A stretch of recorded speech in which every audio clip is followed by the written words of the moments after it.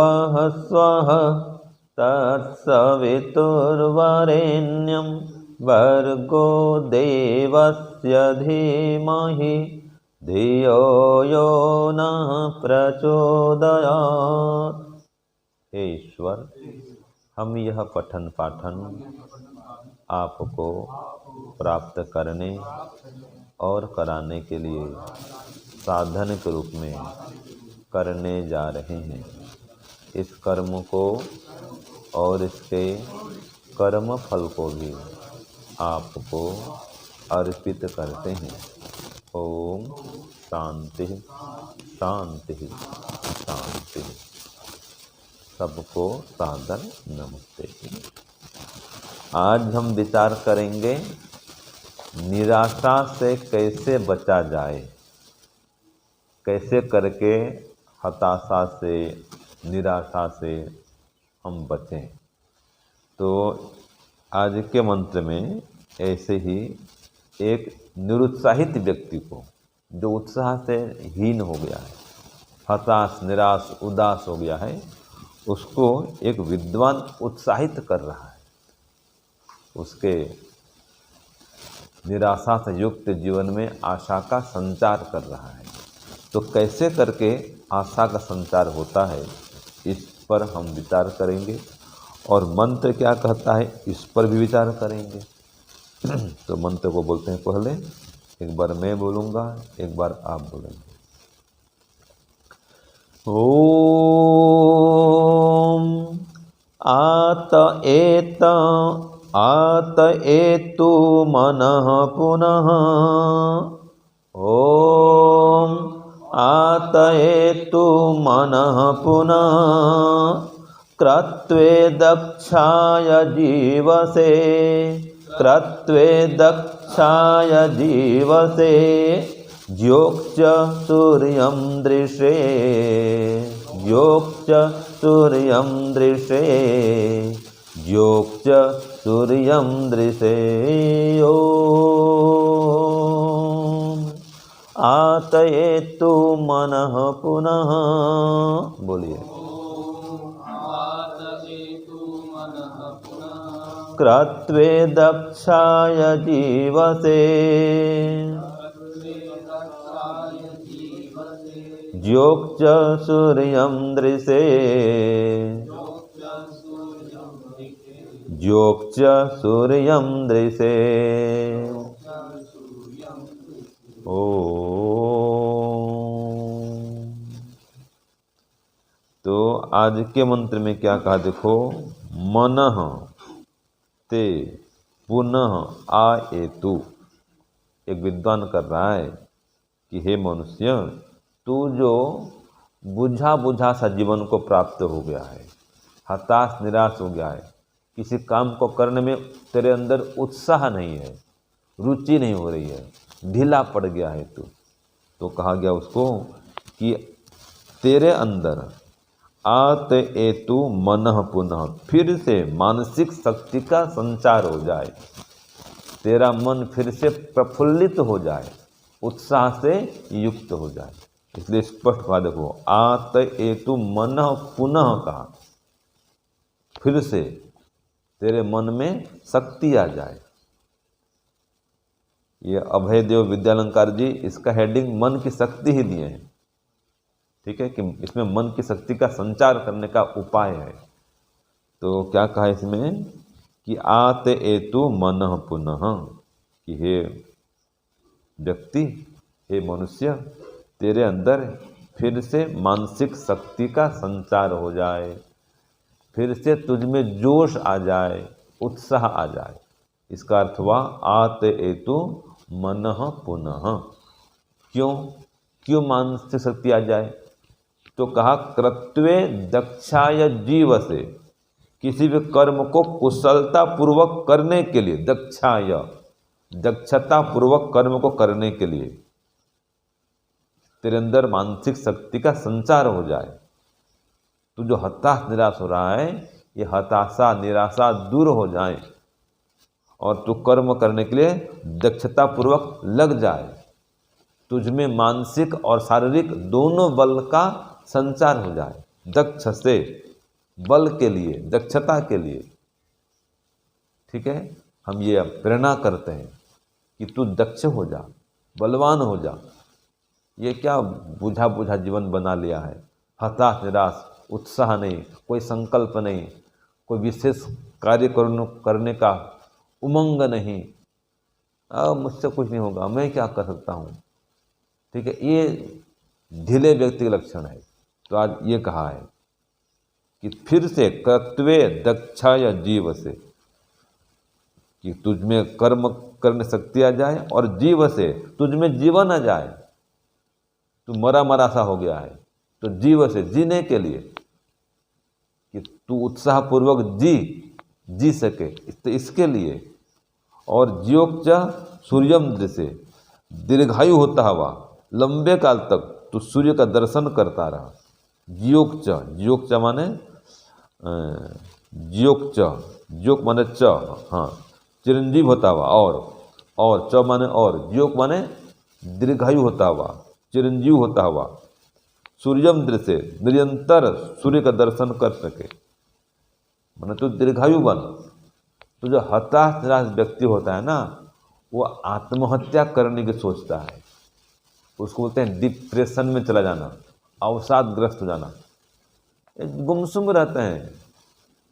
जो अवसादग्रस्त हो जाता है, आजकल बोलते हैं उसको डिप्रेशन में चला गया, वो लोगों से बातचीत नहीं करता अधिक। चलो बातचीत नहीं करता, जब करता रहे, जब भी नहीं करता है, उसके अंदर आनंद का संचार नहीं होता है, मैं सब चुपचाप बैठे रहेगा उदास होकर के। वो कोई घाटा लग गया है, हानि हो गई है, वही सोचते रहता है, क्यों घाटा लग गया, क्यों हानि हो गई, क्यों ऐसा हो गया, वो क्यों उल्टा चल रहा है। जिस कारण से नुकसान हुआ है ना, उस कारण को वो सोचते रहता है, वही उसके मन में घूमते रहता है, पहले कितना अच्छा था, अब कुछ नहीं हो रहा है, क्या करूँगा, ऐसे। तो नई योजना नहीं बनाता, उत्साह से काम नहीं करता।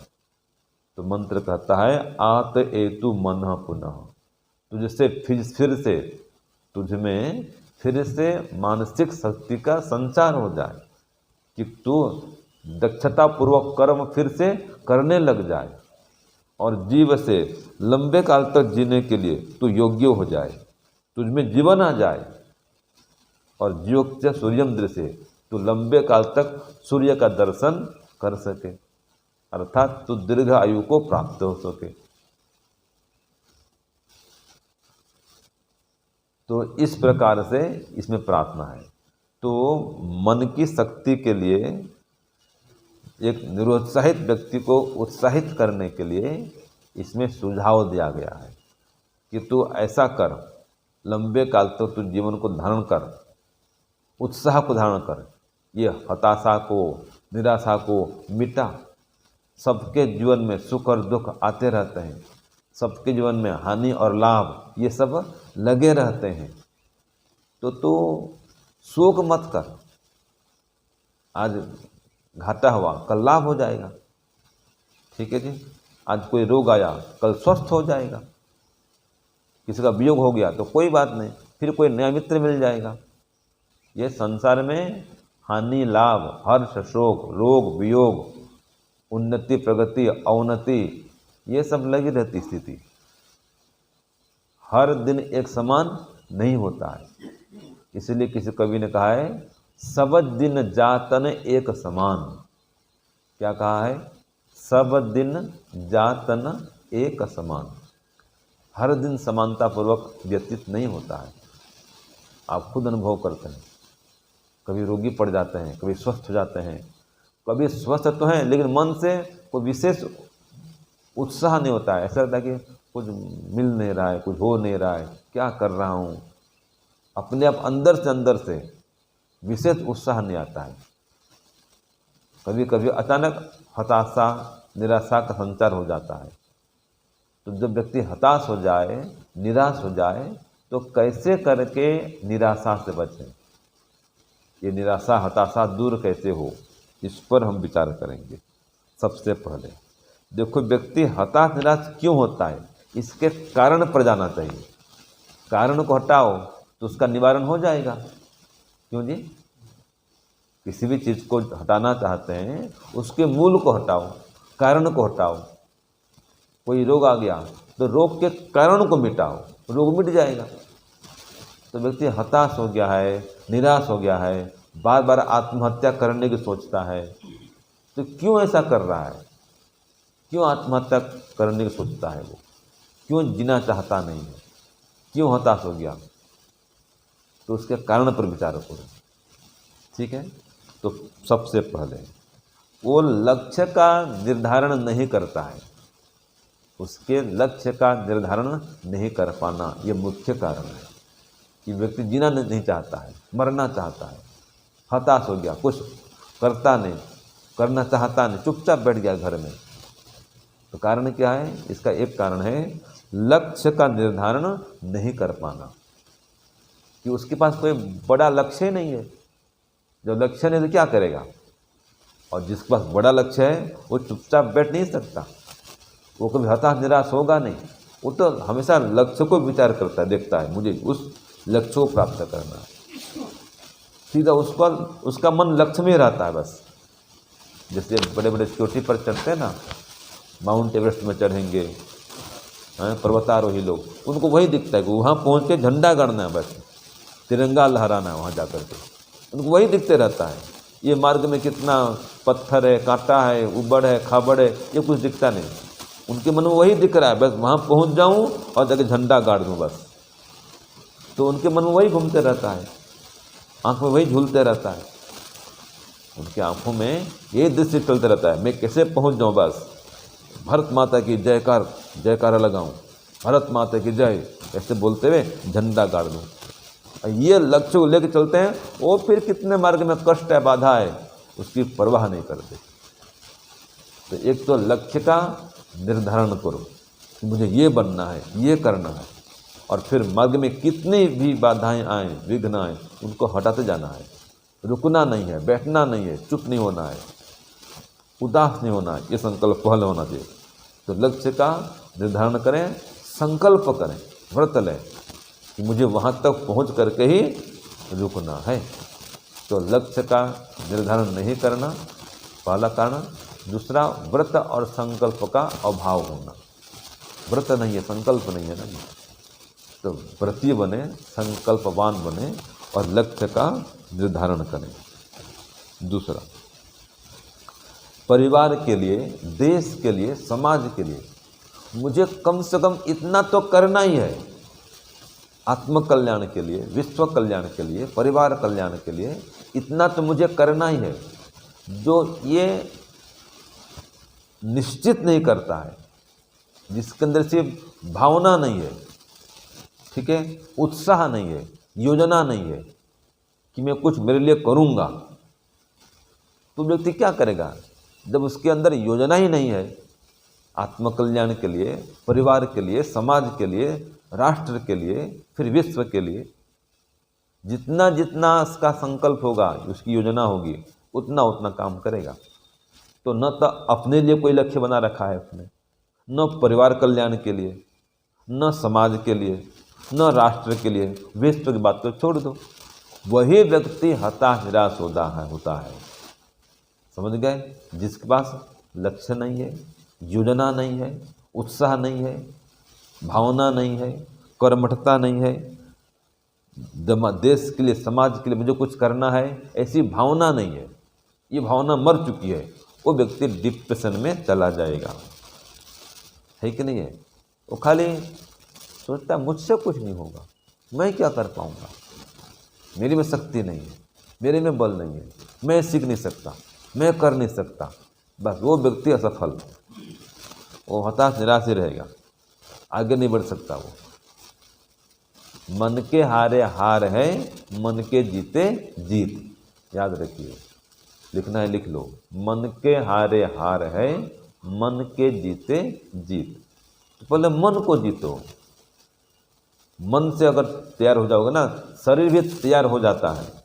जो मन से हार चुका है उसका शरीर भी हार जाता है, थक कर बैठ जाता है। तो पहले मन को मजबूत करो। हताशा से, निराशा से बचना चाहते हो तो पहले मन को मजबूत करो। और दूसरी बात, अगर व्यक्ति लक्ष्य बना भी लेता है और लक्ष्य बना करके फिर लक्ष्य भूल जाता है तो भी हताश निराश हो जाता है। लक्ष्य बना क्या आया था कि मैं यहाँ पढ़ूंगा, दर्शन में आचार्य करूंगा, वेद का विद्वान बनूंगा, समाधि लगाऊंगा, मोक्ष में जाऊंगा। लक्ष्य बना क्या आया और 1 साल में 2 साल में लक्ष्य को भूल गया। जो लक्ष्य को भूल गया, थोड़ी कोई घटना घटे, थोड़ा सा उठा पटक कोई हुआ, प्रतिकूलता चला जाएगा, क्योंकि लक्ष्य को भूल गया है वो कि मैं किस लिए आया था। आप देखते हैं ना कितने विद्यार्थी यहाँ पढ़ने आते हैं, बीच में चले जाते हैं। क्यों चले जाते हैं जी? और जो महान लक्ष्य को लेके आए थे उस लक्ष्य को भूल जाते हैं कि मैं इसलिए यहाँ पर आया था, मुझे तो मोक्ष प्राप्त करना है, समाधि लगाना है, विद्वान बनना है, वेद का प्रचार करना है, वेदों का डंका बजाना है, वो भूल जाता है वो। तो जो व्यक्ति अपने लक्ष्य को भूल जाता है वो हताश निराश होकर के फिर बैक टू दी पेविलियन, लौट के बुद्धू घर को आए, वो चुपचाप घर में बैठ जाता है, विशेष कुछ नहीं कर सकता। तो आध्यात्मिक क्षेत्र हो चाहे भौतिक क्षेत्र हो, सांसारिक मार्ग हो चाहे आध्यात्मिक मार्ग हो, विशेष उत्साह चाहिए, संकल्प चाहिए, उसके बिना आगे नहीं बढ़ सकते। और व्यक्ति लक्ष्य को भूलता नहीं है, चलो लक्ष्य भी याद रखा है, लक्ष्य बना लिया, लक्ष्य भूला भी नहीं, लक्ष्य को याद रखा है, लेकिन कोई विघ्नों के बाधाओं के आने पर वो घबरा जाता है तो भी हताश निराश हो जाता है। तो अगर बचना चाहते हैं हताशा से, निराशा से, तो कभी विघ्न बाधाओं से घबराएं नहीं। आपने श्लोक सुना होगा, क्या श्लोक है? उदयति यदि भानुः पश्चिमे दिग्विभागे प्रचलति यदि मेरु शीततां याति वने विकसति यदि पद्मं पर्वताग्रे शिलायां न भवति पुनरुक्तं भाषितं सज्जनानां न भवति पुनरुक्तं भाषितं सज्जनानां। ये श्लोक हताश निराश व्यक्ति के अंदर आशा का संचार करता है। क्या कहा इसमें? उदयति यदि भानु पश्चिमे दिग्विभागे, यदि जो भानु है, भानु माने सूर्य, पश्चिम में भी उदय हो जाए, इधर पूर्व है इधर पश्चिम है, जो पूर्व की बजाय पश्चिम की ओर उधर हो जाए, उदय हो जाए, और प्रचलति यदि मेरु, सुमेरु पर्वत, मेरु पर्वत चलने लग जाए, उसमें गति आ जाए। पत्थर तो हमेशा स्थिर रहता है भाई, पर्वत स्थिर रहता है, ठीक है। पर्वत अपने आप कोई हिलते चलते हैं क्या? बिना हवा के, बिना कोई गति दिए वो पड़ा है पत्थर ऐसे, पर्वत तो स्थिर पड़े। और तो ये बड़े बड़े ये हिमालय समान पर्वत भी चलने फिरने लग जाए। और शीतताम याति वह्निः, अग्नि ठंडी हो जाए, उसमें शीतलता आ जाए, वो शीतल हो जाए, तो भी मैं जो लक्ष्य लिया हूँ, जिस लक्ष्य को लेकर चला हूँ, कितनी भी बाधाएं आ जाएं, विघ्न आ जाएं, मैं उनको छोड़ूंगा नहीं। ये होना चाहिए। विकसति यदि पद्मम पर्वताग्र शिलायाम, पर्वत की ऊंची चोटी पर, पर्वत की चोटी पर पद्म का फूल खिल जाए पत्थर में, तो भी जो सज्जन लोग ठान लेते हैं उससे पीछे मुड़ते नहीं हैं।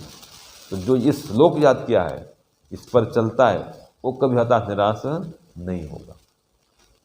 तो इसलिए लक्ष्य को याद रखो, और लक्ष्य को याद रख करके फिर कितनी ही बाधाएं आए, विघ्न आए, विचलित मत हो। ये श्लोक को याद रखो। कई बार चलो विचलित भी नहीं होता है विघ्नों के आने पर, बाधाओं के आने पर, फिर भी वो हिम्मत नहीं करता है। उसका एक कारण है पूर्व जन्म के संस्कार का नहीं होना और वर्तमान बचपन का संस्कार भी नहीं होना। जैसे किसी पास विद्या पढ़ने का संस्कार नहीं है, इसके पहले जन्म में भी नहीं पढ़ा था और अभी भी नहीं पढ़ा है, अब आपको भी दर्शनाचार्य करो, विद्वान बनो, हिम्मत नहीं करता, वो संस्कार नहीं है। तो पूर्व जन्म के संस्कारों के अभाव से भी व्यक्ति हिम्मत नहीं करता है, हताश निराश हो जाता है, हथियार डाल देता है। तो भी ये सोचना है संस्कार नहीं तो कोई बात नहीं, संस्कार बनाऊंगा। संस्कार तो हमारे हाथ में ना भाई, संस्कार नहीं तो क्या करना, बनाएंगे तो कभी नहीं क्या।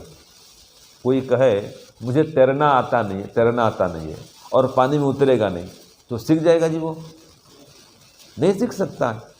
तो बोलेगा मेरे संस्कार नहीं है, मुझे आता नहीं है, मैं जानता नहीं हूँ, मुझे पता नहीं है।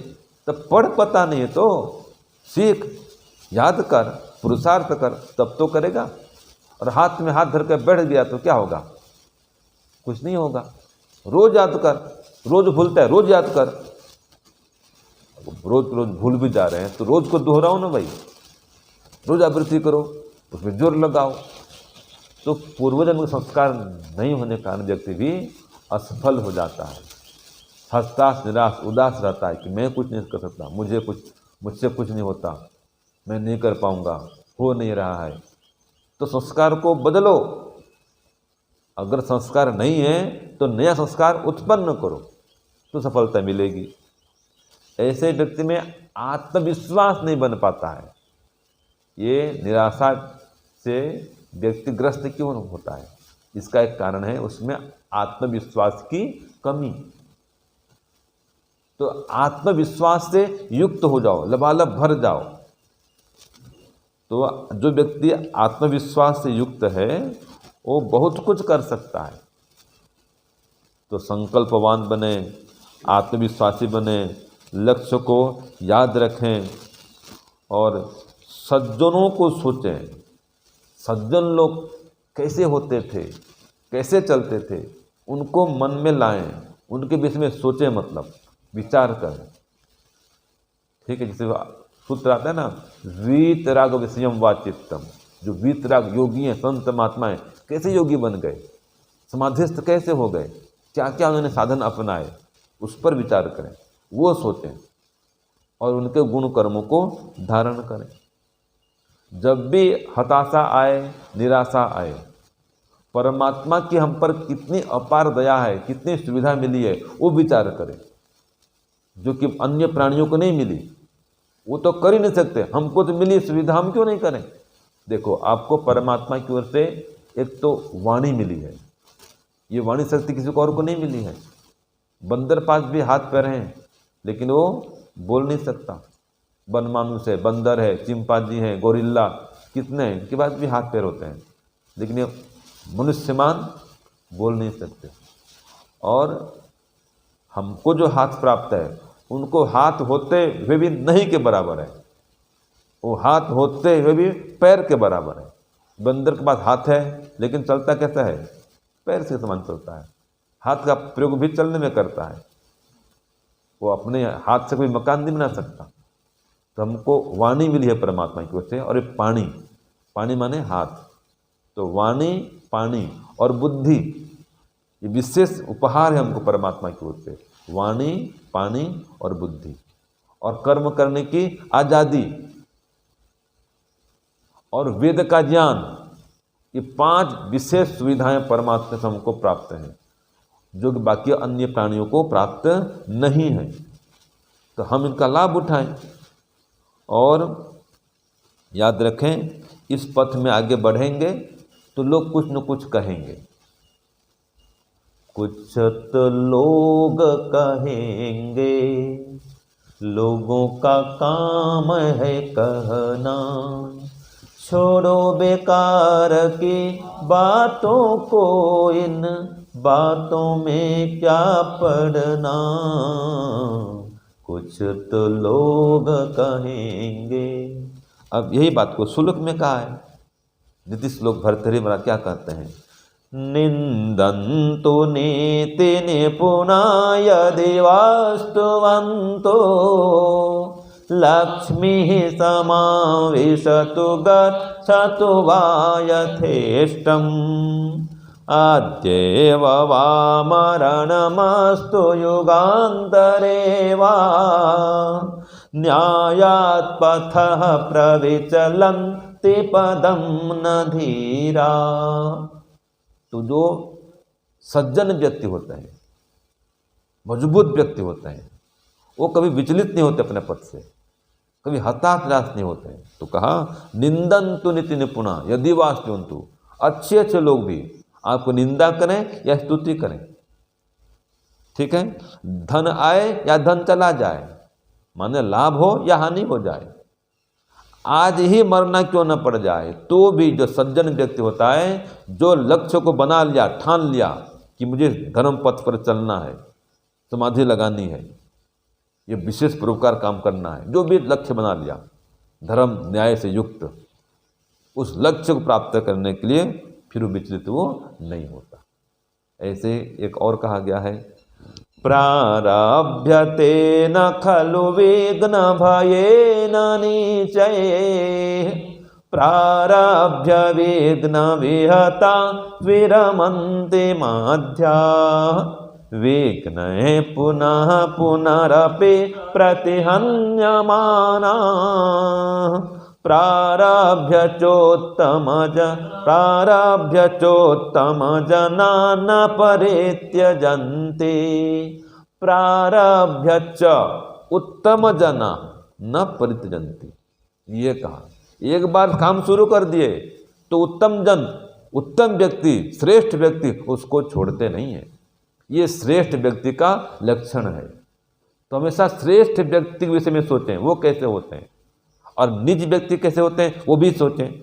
कि जो निज व्यक्ति होता है उसके लिए कहा प्रारभ्यते न खलु विघ्न भयेन नीचे है। ये विघ्न बाधाओं के भय से निज व्यक्ति अच्छे काम को आरंभ नहीं करते हैं। नहीं मुझसे नहीं होगा, मैं नहीं कर सकता, मैं नहीं करूंगा, पहले ही हिम्मत हार देता है, वो निज व्यक्ति है। दूसरा जो मध्यम व्यक्ति होता है वो काम तो आरंभ करता है, फिर विघ्नों के आने पर, बाधाओं के आने पर, प्रतिकूलता होने पर, कष्ट होने पर, अयोग्यता लगने पर छोड़ देता है। लिखना पढ़ना शुरू किए, हमारे संतोष जी हैं, लिखना पढ़ना शुरू किए, कुछ परीक्षा भी दिए, कुछ लिखे पढ़े, बस नहीं स्वामी जी मुझसे नहीं होगा, नहीं मैं परीक्षा नहीं लिख पाऊंगा, नहीं स्वामी जी बहुत कठिन लग रहा है। अरे भाई कोई बात लगे रहो, कठिन भी आसान हो जाता है। रसरी आवत जात के सिल पर पड़े निशान, करत करत अभ्यास के जड़मती होत सुजान। सुना आपने हैं? करत करत अभ्यास के जड़मती होत सुजान, रसरी आवत जात के शिल पर पड़त निशानो भक्तों, शिल पर पड़त निशान। हाँ? तो कुआं देखा है कभी आपने? माताएं बहनें पानी निकालते हैं कुएं से। हाँ, तो वो रस्सी भी जहाँ बार बार घिसती है ना, वो पत्थर को भी गड्ढा कर देती है, देखा होगा आपने। तो ये है, तो बार बार अभ्यास करते करते जड़मती व्यक्ति भी सुजान बन जाता है, माने बुद्धिहीन भी बुद्धिमान बन जाता है। इसलिए कभी हताश निराश मत हो, संकल्प करो, प्रयत्न करो, लक्ष्य स्थिर करो और उसमें लग जाओ। कितनी बाधाएं आए, विघ्न आ जाए, घबराओ मत, कभी विचलित मत हो। तो जो यही कहा कि उत्तम जना न परित्यजन्ति, उसके काम को छोड़ते नहीं है, प्रारब्ध आरंभ करके फिर छोड़ते नहीं है, कुछ भी हो जाए। तो ये जिस संकल्पवान व्यक्ति है, पुरुषार्थी व्यक्ति है, वो व्यक्ति कभी हताश निराश नहीं होता, वो हताशा से निराशा से बच जाता है, ईश्वर से सहायता मांगता है और मेहनत करता है, प्रार्थना करता है परमात्मा से और पुरुषार्थ करता है तो सफल हो जाता है। तो जब भी कभी हताशा आए, निराशा आए, इन बातों को याद रखना। हमारे उच्च आदर्श महापुरुषों को याद रखना। भगवान राम के जीवन में कितनी कठिनाई आई जी, कितना कष्ट भोगना पड़ा। राजकुमार थे, 14 वर्ष का वनवास जाना पड़ा, तो भी हिम्मत हारे क्या? भगवान कृष्ण है, कितना कष्ट भोगना पड़ा उनको, कितना वो कंस ने परेशान किया, तो भी परेशान कभी हुए? हताश निराश हुए? हिम्मत हारे क्या? नहीं हारे। महाराणा प्रताप देख लो, कोई हिम्मत हारा हो? लगा रहा। वीर शिवाजी और भी बड़े बड़े हमारे महापुरुष लोग सदैव हिम्मत से, साहस से आगे बढ़ते गए। भले कई बलिदान हो गए, महारानी लक्ष्मीबाई बलिदान हो गई, तो भी हिम्मत नहीं हारी, पीछे नहीं हटी वो, है कि नहीं है? तो ऐसे हम पीछे मत हटें। जो काम शुरू किए अब करते रहो। अच्छा काम है ना भाई, अच्छा काम को शुरू करो तो करते रहो, आगे बढ़ते रहो, ईश्वर सहायता करेगा। बस आपका संकल्प ढीला न हो, आप व्रत को छोड़ न दें। तो ये बाधाएं तो आएंगी, सबके जीवन में बाधाएं आती हैं, कोई बात नहीं, आएंगे चले जाएंगे। जो रोग आते हैं चले जाते हैं ना भाई, आप साक्षात देख रहे हैं। ऐसे विघ्न बाधाएं भी आती हैं, तो चले जाएंगी बाधाएं भी। तो हिम्मत से काम लो, आशावादी बनकर हो। याद रखिए, आशा ही जीवन है और निराशा ही मृत्यु है। ये सूत्र याद रखें और हमेशा आशावादी बनकर चलें। मन की शक्ति को बढ़ाएं, मानसिक शक्ति को और बढ़ाएं। इसके लिए गायत्री मंत्र जप करें, प्राणायाम करें, रोज एक वेद मंत्र का स्मरण करें। इससे मानसिक शक्ति बढ़ती है, बौद्धिक शक्ति बढ़ती है, बुद्धि बढ़ती है, मन की शक्ति बढ़ती है। तो प्राणायाम करें, मंत्र याद करें, हवन करें। हवन करने से बुद्धि बढ़ती है और मन का बल भी बढ़ता है। हम अब बोलते नहीं हैं, छोड़ देवें छल कपट को, मानसिक बल दीजिए। मानसिक बल बढ़ मिलता है हवन करने से, उत्साह आता है, सहायता मिलती है ईश्वर से। तो हवन करें, स्वाध्याय करें वेद का, ज्ञान बढ़ेगा, कभी हताश निराश नहीं होंगे। महापुरुषों का संग करें, उपदेश सुने उनके, तो आप कभी हताश निराश नहीं होंगे। ठीक है। ओम शांति, ओम शम। सबको सादर नमस्ते। ओम।